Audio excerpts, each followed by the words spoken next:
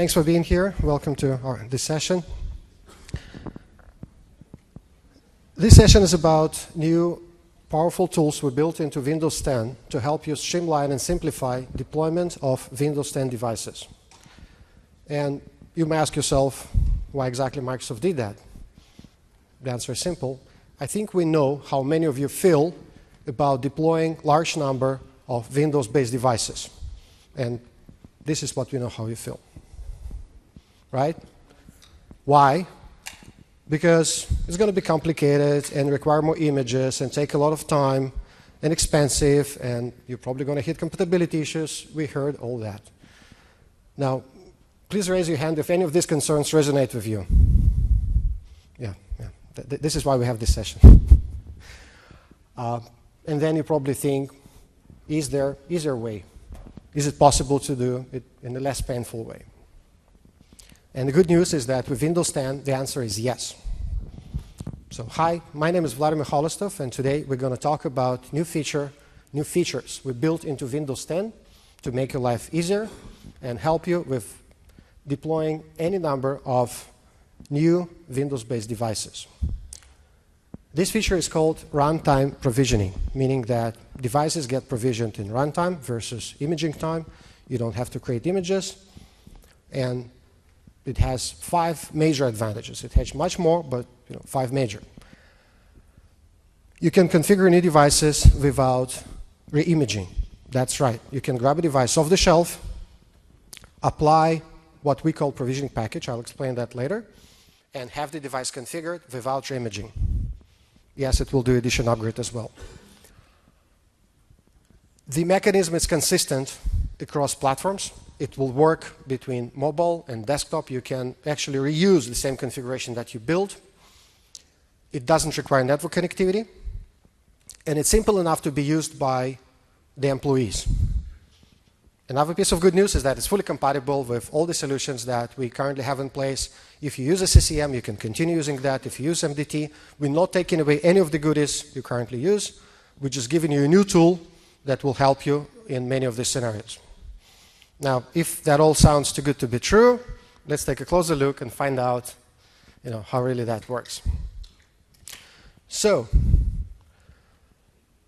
when the provisioning can be used in many ways, in many scenarios, but there are 3 scenarios we recommend thinking about.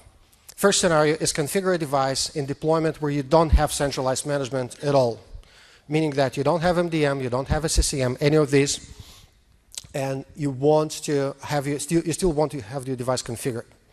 Another scenario is where you want to automate enrollment into MDM, Active Directory, Azure Active Directory, and do that in bulk. Third scenario is where you actually want your users to enroll using their credentials, but you want to ensure that device is configured, secure, and compliant before the user takes care of actually enrolling that, because they may forget, they may fail at that. Different things might happen, but you want to make sure that the minimal set of compliance settings, like device encryption, device lock, updates, antivirus, and so on, are configured even before device gets into management. So how that actually works? Let's find out. You can use a new tool that's called Windows Imaging and Configuration Designer to create something that we call a provisioning package. Provisioning package is a bundle of settings, profiles, and file assets. One good example of setting would be simple toggle, on-off setting. Encryption is on, antivirus is on, certain things that you may want to restrict, like some of you might want to disable the camera and so on. Profiles would be Wi-Fi and VPN profiles, and assets would be any files that need to be part of that configuration. For example, certificates, applications, wallpapers, images, any of that kind. So you use this tool to create this package. Now, how this package gets on the device. There are 3 ways to think about. One, you can apply a package during first run experience. First run experience is what you see when device boots. All you need to do is to tap 5 times, actually not necessarily you, it can be the end user or employee applying this package. 5 taps on the home button opens a special menu, I'll show you it later. And then the package can be provided on removable media or NFC on mobile devices. You can also apply this package during runtime, simply clicking on PPKG, that's the extension of we assign to provisioning packages, or you can drop the provisioning package onto the device in device stage through USB tether. There is a third way, which is embedding the package into the image in case you want to create a persistent sticky configuration. So if imaging is still an option, what you can do is to put this package into the image, flash this image, and this device will boot and consume this provisioning package every time it's restarted, every time it's reset to factory settings. Sorry? Okay, good. So let's take a closer look how that would work. This is the first run experience on mobile. 5 taps on home. Yep. Opens this screen. This screen is essentially hidden from the typical consumer flow, so people deploying,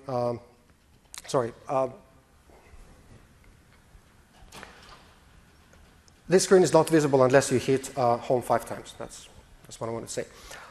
It will list the options for provisioning the device. In this particular case, we have NFC and removable media. Let's say we want to do NFC. It will open another screen. We're waiting for a different device or NFC tag that contains the provisioning package to be tapped to this device. You can also choose the removable media option, and it will present you all the packages available on removable media.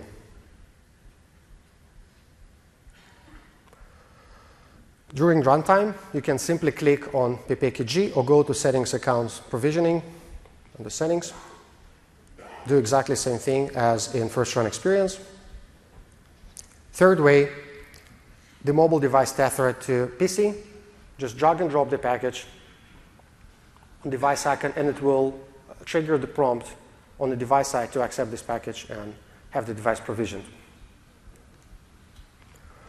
Doesn't matter how exactly the package got into the system, it will show up under Settings, Provisioning.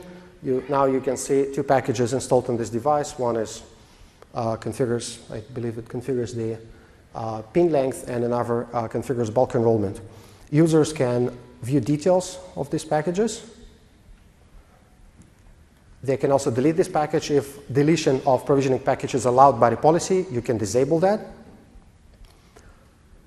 And if the package gets deleted, it removes everything that it brought to the device. So if it applied certain profiles, settings, certificates, and so on, these things will be removed from the device the moment package gets deleted.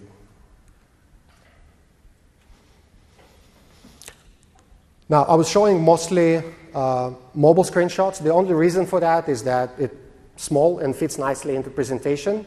The UI is absolutely consistent between desktop and mobile. Here's one example. Here's how the screen looks on desktop. Here's how the screen looks on mobile. So you will have exactly the same experience on both. Now, what can be provisioned? You're probably asking. Quite a few things. So these are only major groups of settings and customizations that runtime provisioning allows to configure. Most of these things can be controlled through mobile device management.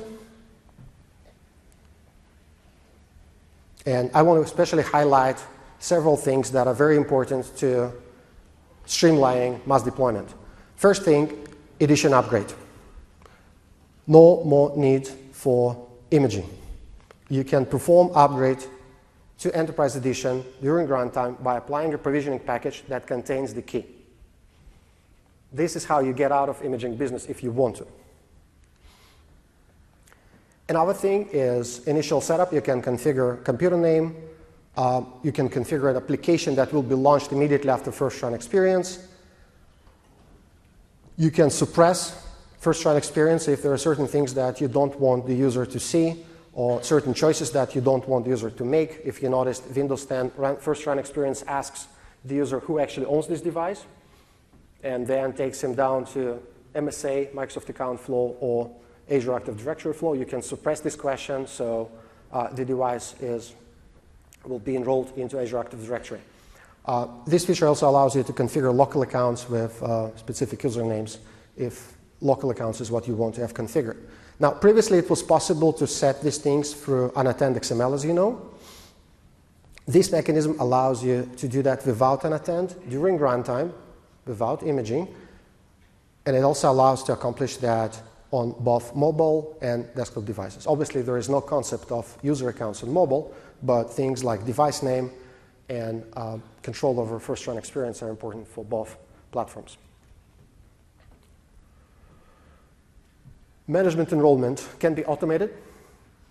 You can accomplish bulk enrollment into MDM with credentials or certificates using a provisioning package. You can initiate domain join, and you can initiate Azure Active Directory join. But one thing to keep in mind is that provisioning package is supposed to be generic, so you will need to use sort of a system account to accomplish that. What else can be provisioned? Universal applications.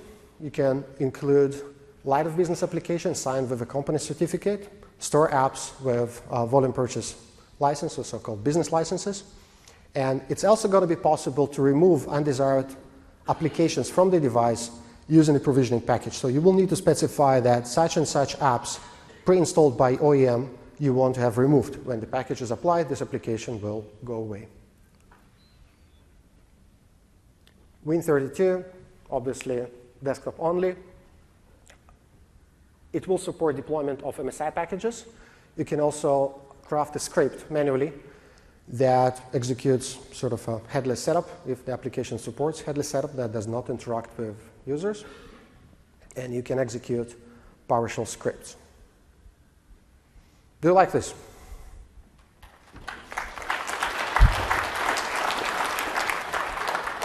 Excellent. Thank you. A few words about what happens under the hood, how that thing works. In the foundation of this feature lies a layer of so-called configuration service providers. These providers help to control different aspects of operation system. Each and every subsystem has a configuration service provider. One example would be Wi-Fi, certificate management, I'm sorry, restricting policies, applications, and so on and so forth. Mobile device management, provisioning, and ActiveSync client can interact with these configuration service providers. The key difference to mention is that MDM and Exchange ActiveSync are bidirectional, so there is interactive conversation going on between the server and the client. The server can set the policy and also check what's the current status of the policy. Provisioning, by its offline nature, is one way. You create a provisioning package, you apply it on the device. You can extract logs if you're working with the device. We'll talk about troubleshooting later, but unless there is centralized management, you don't really know what happened with the device when a provisioning package was applied. Security, quite an important topic. The packages can be encrypted to protect sensitive content. In some cases, you will want to include service accounts, you will want to include certificates, maybe some documents that you want to distribute, and some of that, obviously, you will want to encrypt. The tool that is used to generate provisioning packages can also encrypt it automatically, generating passwords to prevent passwords like 1, 2, 3, 4, 5, 6. And when the such package is consumed, the user will be prompted for a password, and the package will be unencrypted. Digital signing is also supported. Normally, when a package is consumed on the device, it presents a warning that says, hey, you got a package. Please make sure that you know where it's coming from. And here's the list of things that this package will configure. Now, if the package is digitally signed and the signature is trusted by the device where it gets installed, when the prompt will not be present. It will be hidden from the user, and the package will be consumed silently. The only trick is to get the device to trust your certificate authority, and for that you need to install at least one package on the device, and then the consequent packages can be installed silently. essentially suppressing. You can also set a policy that says that only signed packages will be accepted on the device. Or you can lock down provisioning completely and essentially disable this feature altogether through MDM or provisioning. In terms of management, there are several policies that allow you to control this feature. One policy can be used to disable manual deletion of packages in a case you want to create lockdown configuration and make sure that users cannot mess with that device. Then you can set this policy and the user will not be able to delete the package. You can also set a policy that prevents factory reset. You can prevent installation of unsigned packages if you don't want users to install anything on their own. And you can prevent installation of any packages to lock down this system completely. The package can be updated by simply installing a new package with the same ID. Each package has a GUID and a version number. So installing essentially same package with updated content and higher version will update the content inside that package. There is also an option to keep the packages when resetting a device. So when device goes into factory reset, it will ask a question, do you want to also remove provisioned content? If you click that, it will remove the packages. If not, the packages will stay. Everything else will be reset to factory settings, and the packages will be consumed again when device reboots. And that is quite helpful in troubleshooting scenarios, like device is misbehaving, you're not sure what to do, you don't have IT on staff in this particular branch. You just tell the user to reset the device, but keep the provisioning packages. When it comes back online, it's configured again. Troubleshooting. This is something we recommend doing when you build a provisioning package for the first time that will be used on any number of devices. Build it, apply it on one device, see what happens. If it doesn't work according to expectations, then what you can do is to collect logs using FieldMedic on mobile or Windows Performance Recorder on desktop, and then you can analyze these logs using Windows Performance Analyzer. All these tools are available in Windows ADK. Now, let's see a quick demo.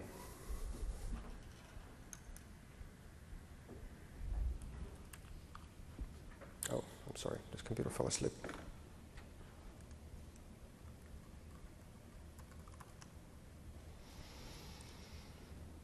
So let's start from the beginning. What I'm going to show you is the Windows Imaging and Configuration Designer.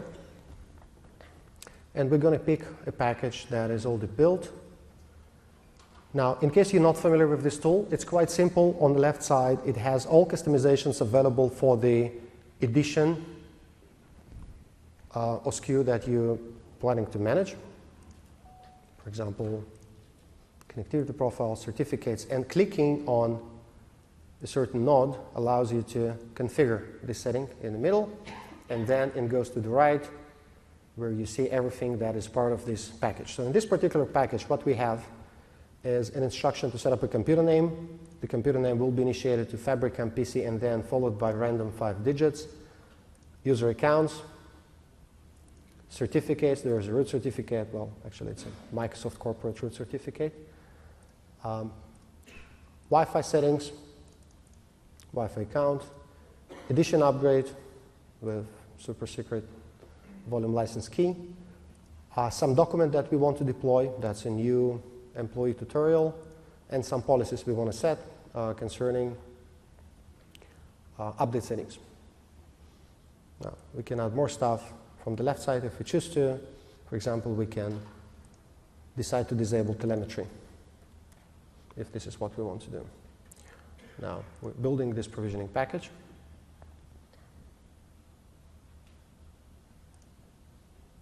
No, we don't want to encrypt it.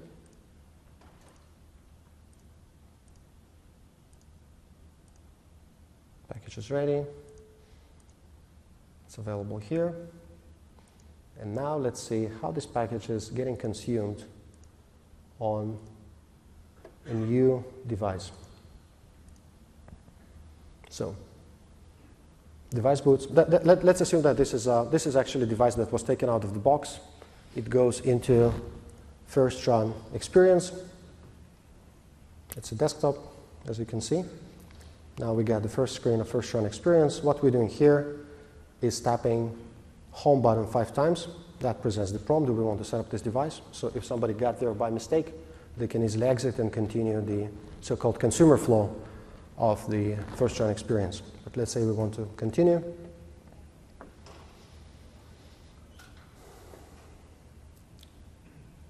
We have removable media option because there is a USB stick with provisioning packages attached to this device. We click in next.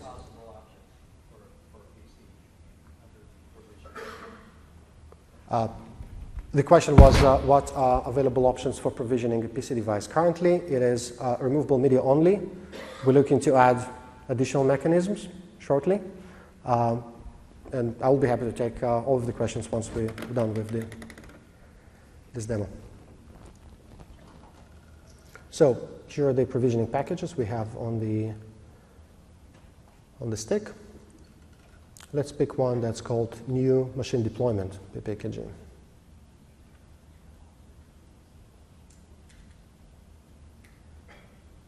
Next, this is the security warning.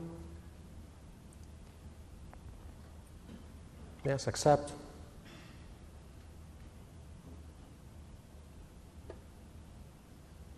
And device consumes the package. There will be an animation going for quite some time. We can probably skip it and speed it up. Now, some operations require restart, like setting computer name or changing the edition. That will happen automatically once the provisioning package is processed by the machine. So, wait for it. Wait for it. Here we go. The machine restarts.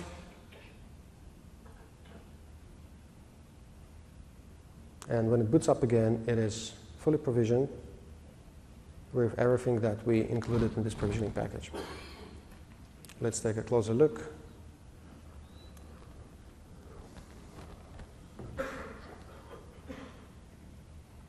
First, let's check out the package. As we said, it's under Accounts, Work Access, Provisioning. Here's the package that we installed. Here's the GUID I mentioned.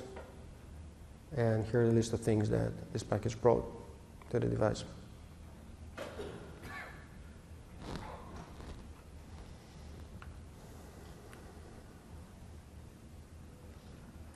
Here's the computer name, Fabricam PC followed by random 5 digits. Edition upgrade. The system is now Enterprise.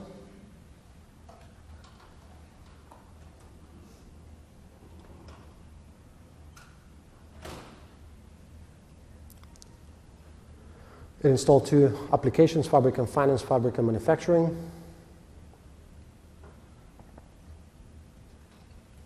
And a root certificate that we included.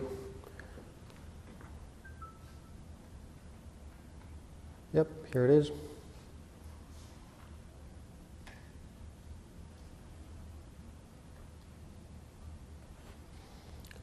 This mechanism supports any types of certificates, including client, root, CA, trusted people. So it's pretty flexible and powerful. And we also deployed a PDF document that's called New Employee Tutorial. Here it is. Now, we got this machine fully configured using the provisioning package consumed during first run experience. Now let's see what can we do during runtime. As you probably noticed, this machine is not yet enrolled into management, so let's try to enroll it into MDM. Here's Work Access. You can see that this machine is not yet connected, so this list is empty. Now, what we can do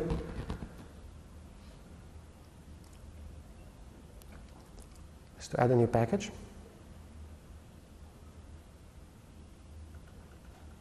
bulk MDM enrollment. Yep.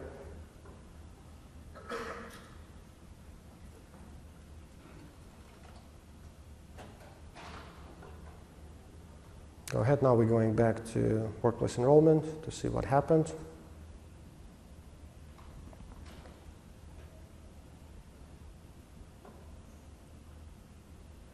And the machine is automatically enrolled.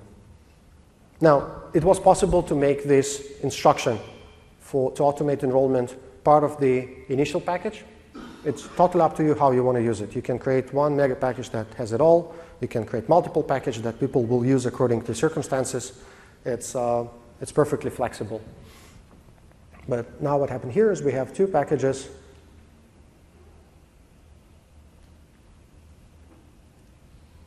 Yep.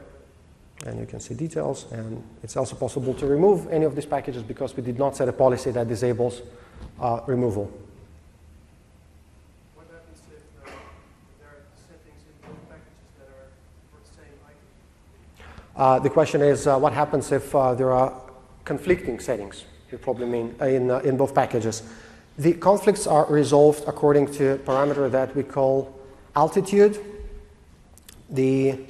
If I go back to the package creation, as you can see here, on the final screen of the Windows Image Configuration Designer, that's actually up there, you can say what entity creates this package. It can be Microsoft, Silicon vendor, OEM, system integrator. And the only meaning of these things is the rank, relative rank of the package and how exactly it's going to be processed. So for example, everything that IT admin configures will trump and override any settings lower, meaning that if Microsoft decided to include certain package with some default configuration, that it can be easily overridden by any of these players, with IT obviously being on top because this is the ultimate authority that controls the device. Even within the IT group, we have a notion of rank. So you can decide to create multiple packages, and by assigning the rank, you can decide what package prevails.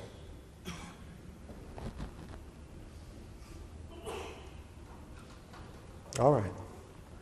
So now we have a provisioned and enrolled device. Let's go back to the deck and talk about typical use cases.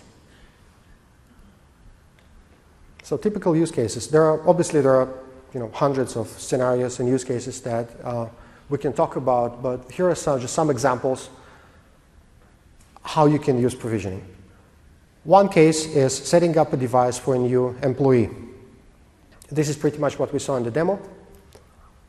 Such a package would include edition upgrade, setting up a computer name, company root certificate probably, Wi-Fi, domain join with service account, or MDM if this is what your company uses, and then some sort of a jumpstart application that the employee can use to decide what additional applications he needs to install, unless you want to be very explicit and provision specific applications onto this device. The distribution mechanism can be USB stick.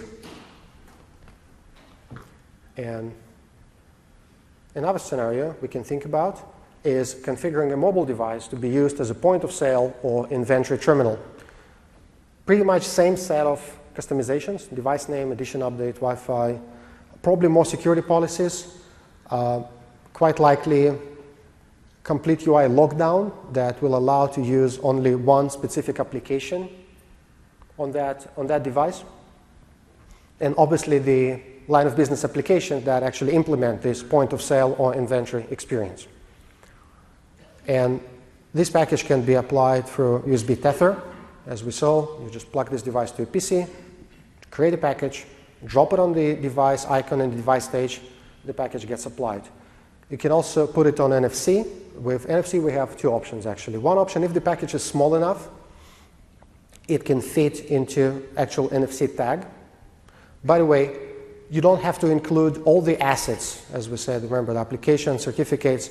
Some of these assets can be referenced by URL. So they can reside on some local server, and the package actually only includes a profile to Bootstrap Wi-Fi connection, and then it will pull these assets from this location. You can also provision a bigger package for NFC. For that, you will need to use a second device that runs NFC provisioning application. We'll make it available shortly. And this application actually consumes the package and sends it over NFC to the device you want to provision.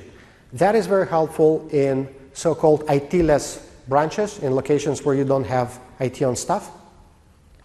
And any responsible adult can follow simple instructions how to get device up and running. Let's say one device fell somewhere and broke down.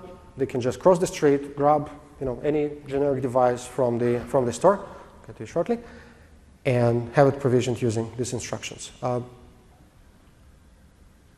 Yes, please. Does it integrate the Office 365 user license? The question is, does it integrate Office 365 user license? The pre-installed version of Office can be used with AD credentials, so as long as device is enrolled into tenant that is licensed for Office 365, that will activate. So yes, you can essentially automate bulk enrollment to AD. Device becomes part of the AD tenant, gets the license. So another scenario you can think about is configuring a BIOD device. Somebody comes to your organization, he has an own device. He's not so sure about enrolling into management. Maybe you do have MDM, maybe you don't. Maybe you have MDM, but they are not sure about committing their device to your management practices. One thing you can do is to build a provisioning package that includes things they need, like line of business applications, maybe Wi-Fi and VPN profile, and bundled with some security policies. Now, the beauty of it is that they can remove the package to get rid of the security policies, but it will also remove the profile that is bundled. These things are coming together. So as long as they have this VPN profile, they're subject to security policies that you applied, like encryption, minimal pin length, and so on. And it's quite easy to distribute this package. You can simply publish it on the company website or send it over email to anybody who needs it. Another scenario is creating a persistent configuration by simply embedding a package in the image.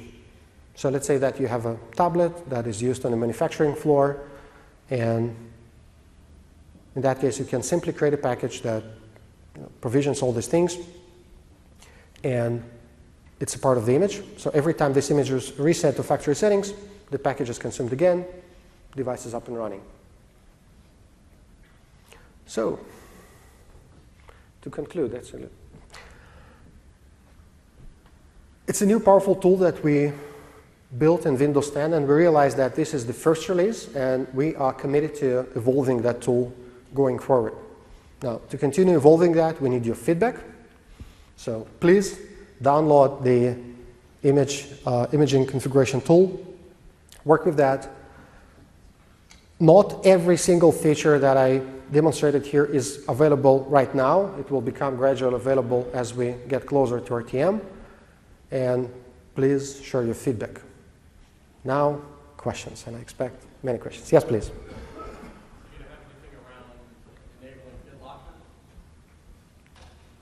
The question is, do we have anything about enabling BitLocker? Essentially, there is a policy that says that controls device encryption state, and I believe the configuration provider is enabled by BitLocker technology.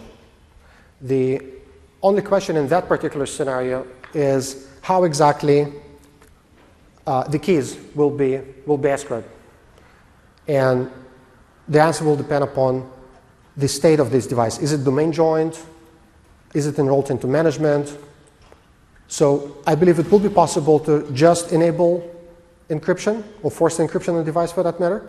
But if you want kind of full experience, that includes key escrow, you will need to make sure that device is also enrolled into some sort of management. Yes, please. So a big thing if we wanted to do a CYOD is to remove all the bloatware that all the manufacturers love to install, such as like an Office trial. But we don't necessarily know what that would be unless we just choose one system. So does it have a heuristic way of saying, hey, let's remove everything that wouldn't be part of a standard Windows install. I think everybody heard the question. It was so loud. Unfortunately, the answer is no. It's, strictly speaking, this is not a technical problem. It's a business problem. There's no way to tell, that this piece of OEM installed software is essential and this piece is, bloatware. It's impossible to tell between them. So to accomplish what you just asked is you will need to craft, an individual package for device type and say that on this device type, this is what I want to have removed. Yes, please. Yes, please. You said when you remove the package that it rolls back. What about an edition upgrade? So we've upgraded you to enterprise. Edition upgrade stays. The question was, what about edition upgrade? When you remove the package, will it roll back the edition upgrade? No, it will not roll back the edition upgrade. The edition upgrade sticks on the device. Yes, please. So to supplement to that, what about if you have files that get copied down, we'll delete those files, and if you're running PostScripts and PowerShell, does it try to back those? The question is, what about backing up things that were customly implemented by PowerShell scripts or copying files? As you probably guessed, the answer is no, because there are no limits that people can do with custom scripts. We're not trying to, roll this back or keep exactly sure of what exactly happened. I believe the list that we mentioned is limited to settings. So if there was any sort of restriction applied on that device using a provisioning package, that will go away. If there are any certificates, applications, like modern applications, the universal applications installed, this will go away. Everything that is a custom action by the user will stay there. Yes, please.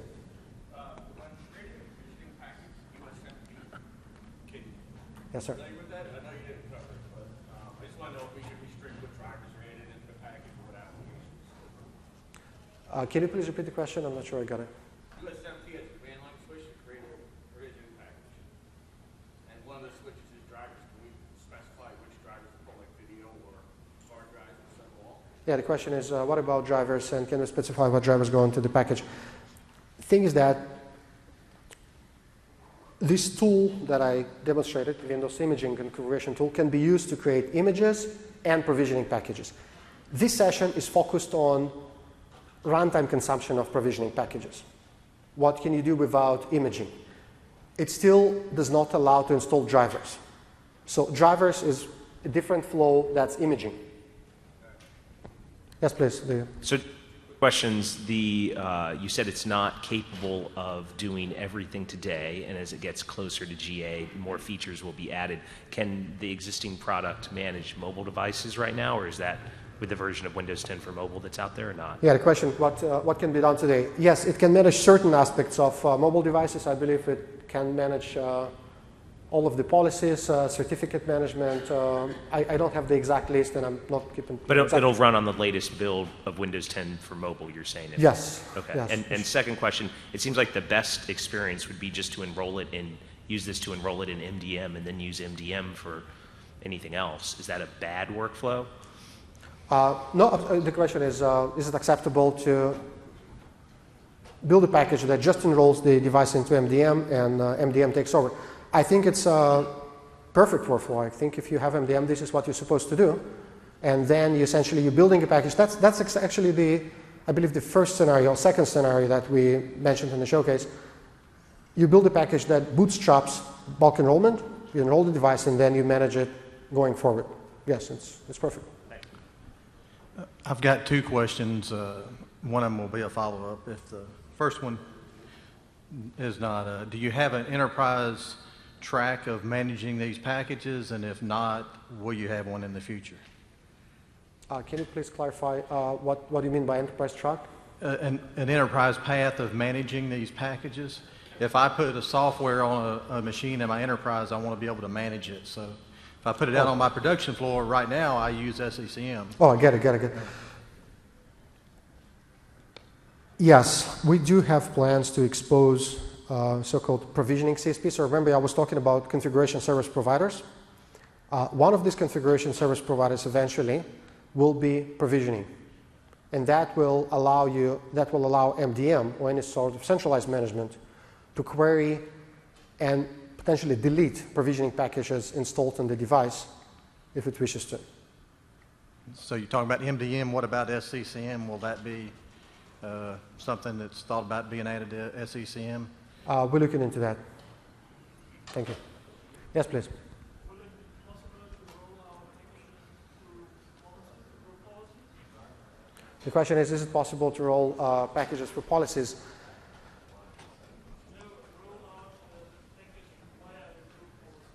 Yeah, through group policy.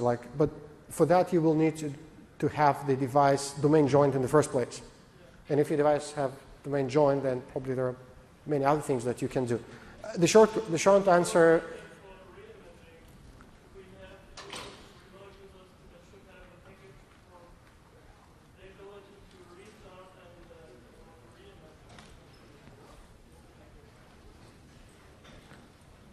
I'm not entirely sure how that would work, but can we meet after the session? I would be happy to chat with you about this. Yes, please. So let's say you use a provisioning package to enroll a machine into MDM or on-prem AD. I'm concerned about the computer names. Is there any functionality to avoid getting duplicates? Like you use the random, that would have to be Yeah, I say really long. Actually, random is not the only thing that we're planning to support. We're also looking into supporting a model where it's a prefix or, with or without prefix followed by random number or serial number if it's a PC or MAC address if it's a mobile. So we'll support different schemes, and I believe that sufficiently long random will be, good enough. Yeah, it would be long names, but yeah. Okay. Yeah, but yes, we're looking into several models to avoid such collisions. Who's next? Yes, please. Yeah, we might end up asking the same question here, so if I do, I apologize. You showed briefly that you have the ability to configure Wi-Fi profiles with certificates and things that you need to connect to that wireless infrastructure. What if a company was using an 802.1x type authentication for wired LAN access? Any ability to configure wired LAN profiles and provide certificates for that as well? I will need to check. I'm not quite sure. Okay, because our company is an example of one that's heading in that direction to control physical port access on the wired network, and it'll be important to us moving forward. So appreciate it. Can we shout after this session? Sure. Thank you. Yes, next question, please. Anybody? Yes, please. Can you talk? This sounds like it's going to be replacing the unattended XML during builds. Can you talk toward that? Because I read something that they were talking about in future versions unattend won't be there. This is the replacement for it. I'm not quite okay. The question is it going to replace unattend? I'm not quite sure we're ready to make this statement. As I said before, we're not taking away any of the mechanisms that are currently supported, because we know that it will cause a lot of pain to many customers. Yes, it replicates some of unattended capabilities, obviously, but I think this will continue to coexist for quite some time, and you can choose what you want. You can continue using, actually you can use runtime provisioning in imaging scenarios by simply embedding this package into the image, or you can use unattend. It's completely up to you. We're not taking anything away. Yes, please. I thought I heard in another session that we could load the PPKG on a network share, and then when the user logged in through Azure AD, it knew where to go based on their login and install from there. Is that in the plans to do that? This scenario, yes. The technical implementation, not necessary. What we have in plan is that when somebody enrolls into Azure Active Directory tenant, his device can be automatically enrolled into MDM. Now, the effect will be essentially the same as what you described, but the underlying technology is not provisioning package. It's a full-blown MDM enrollment. Okay, thanks. Deployment of provisioning packages will be supported for Config Manager SP1, R2, or vNext, or What's Yeah, the question is in what versions it will be supported. This functionality will light up in Windows 10 and will continue enhancing mechanism and continue growing the management surface, like what can be managed through consequent updates. Yes, please. Very helpful. I'm curious if there's another session touching on the imaging aspect specifically. Imaging aspects? Yeah. I will need to check. I don't really know. Okay. I'm Thanks. the runtime guy. Anybody else?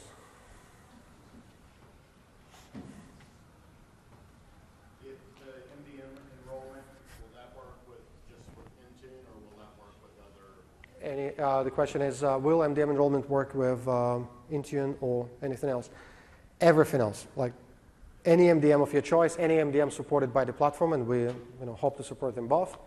It's a more question if they support us versus we support them, because we provide a fully documented generic interface that any MDM vendor can take advantage of. Would you be able to replace built-in antivirus with Microsoft's? So say if it came with Norton or some other antivirus on the OEM image? Sorry, I understand the question about antivirus. Are you saying that if the question is it possible to replace OEM antivirus with the default one? Yes, with the different one, or with Windows Defender. Yeah, the thing is that the default one is not going anywhere. I mean, the Defender is the integral part of the operation system. Right. So it's not getting actually uninstalled no matter what. Right, but a lot of antiviruses have Windows Defender disabled, and would it be possible to remove? Yeah, so 2 pieces here. Yes, it will be possible to craft a script that removes the OEM solution, and we have a policy that controls Defender behavior.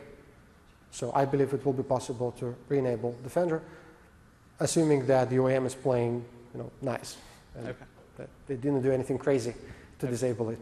Okay. Like actually removing the binaries. Yes, please. Another quick one. If we decided to use this for provisioning corporate-owned devices, any options, or I didn't see it in the feature set of the current release of the product, but any options to, I guess, brand the system lock screen, system startup screen as a part of this? Because doing it manually is kind of annoying. Oh, the question is about controlling the default lock and default background screens. Is that Exactly, correct? yes, sir. I'm not quite sure if it's coming right on RTM, but this is obviously something that we're looking into. Like we just want to focus on bigger problems and then attack the smaller stuff. But yes, definitely we're going in that direction. Yes, please. Is your team specifically working with your legal or marketing or whoever does the kind of OEM relationships with Microsoft and all the OEMs to work on kind of maybe expanding the Microsoft Signature series in order to enable us to use this more easily? I'm not necessarily the right person to talk about this, but I can give you a short answer, yes. We definitely look into that, and we're doing several things. First of all, we're leading by example. All Microsoft hardware is coming in the cleanest shape as possible. And actually, we're starting to see positive trends in the market. We see some OEMs actually follow the lead. We also have programs where OEM hardware is offered with a clean installation of Windows. Another thing that you can take advantage of. So yes, we're definitely working on that.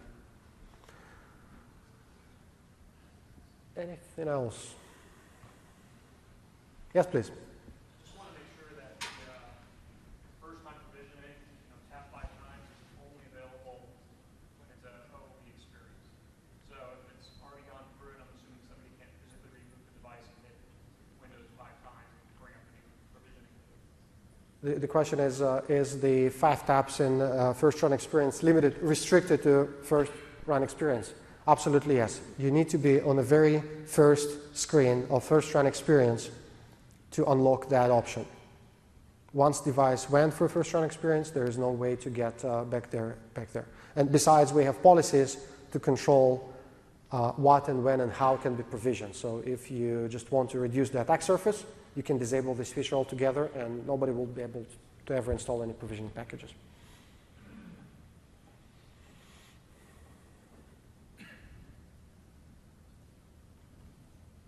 All right. Yes, please. Can you elaborate on how much this is going to work on Windows IoT Core? Fully. The question was about support for IoT Core. Yes, IoT is one of the supported editions.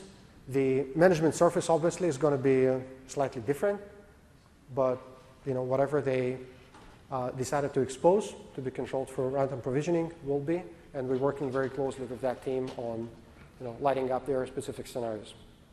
So yes, absolutely.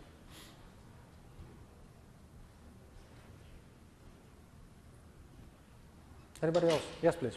In the mobile session on provisioning, they mentioned that the application removal feature of the packages would only work if it sounded like only work if the vendor allowed it to be removed via package. Is that? If the question is about removal of OEM pre-installed apps for provisioning packages, so you said if who allowed to that? If the vendor had it allowed it to be removed via package, otherwise it restricts something. That might have been just on mobile. Yeah, the question is, do we need essentially vendor's permission or vendor to do something to allow a package to be removed? I don't believe so. I believe that pre-installed applications can be easily removed. OEMs have an option to ship so-called kind of second-party components, like enhancement to settings experience and enhancement to camera experiences. These cannot be removed. But everything else, like applications that you decided to drop there, this can be removed quite easily.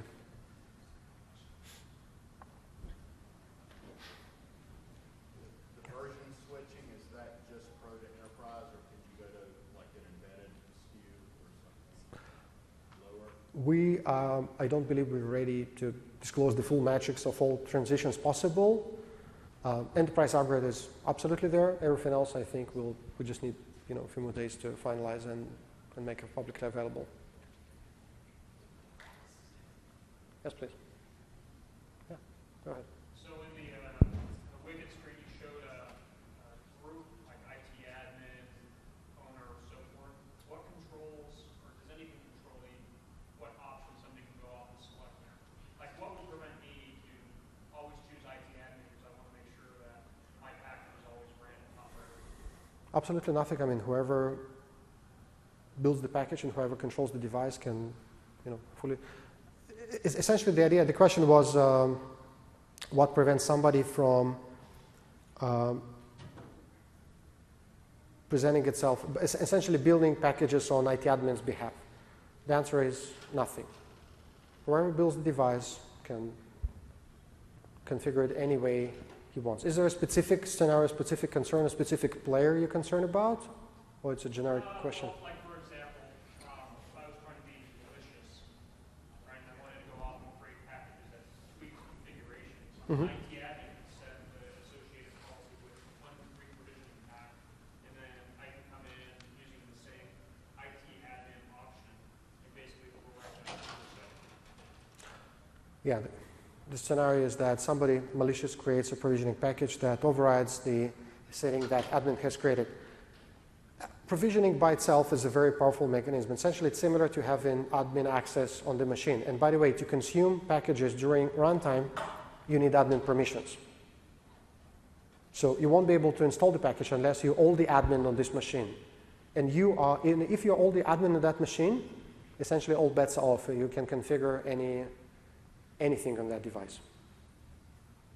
So if it's not a security mechanism, what is Microsoft's purpose for having that little drop-down option for being able to select levels of priority? Yeah, the question is, what's the purpose if that's not a security mechanism? So yes, you're absolutely right. This is not a security mechanism. That's absolutely correct. The purpose of this mechanism is to help resolving potential conflicts. Again, potential, I'm not quite sure we'll have any, between things that we as Microsoft decide to include in the image. There might be some packages that are embedded in the image and essentially hidden from view that will control things like dynamic kernel power settings. Just something that all devices need, right? Now, if OEM decides to implement something different, if they think that they have a better opinion, they know better how to control power on this particular machine. They can build a package that controls exactly the same stuff, but overrides whatever we put in there, and so on. And then there might be some system integrator who comes into play and says, well, I want these devices to be running 100% of time and 100% of CPU. That's okay. They can do that. Yes, please. Is there any plan to make that package compatible with like Windows 8, Windows 7 server? Is it about down level support? Is it about down level support, like supporting packages on? Yeah, can you create packages for older OSs if someone tried to? Yeah. The question is it possible to create packages for older OS? Unfortunately, no. We're planning to support this only on 10 and going forward. Yes, we're not going back.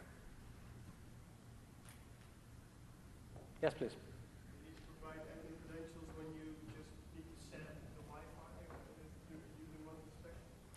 Or if it's signed, do you then still need to? The question is about using credentials when you apply provisioning package. So are you talking about the credentials inside the Wi-Fi profile or something else? Well, yes, sir. Yeah, Wi-Fi credentials inside the profile. So typically, what a user would still need admin credentials? Okay, so the package that is consumed on mobile, there is no concept of admin at all, right? If the package is consumed on desktop, then during ULBI, it can be consumed without any passwords because essentially ULBI, the first run experience runs with system permissions and can configure anything. If it consumed later, then you need admin permissions. Now, if you're asking about the credentials inside the profile itself, then you have several options. If your company or the branch uses simple authentication like PSK, then you can just include this pre-shared key inside the profile.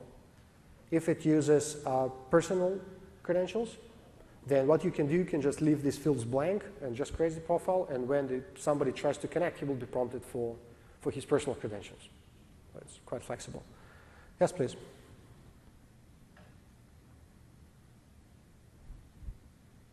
I think we're good. Thank you all. Thank you.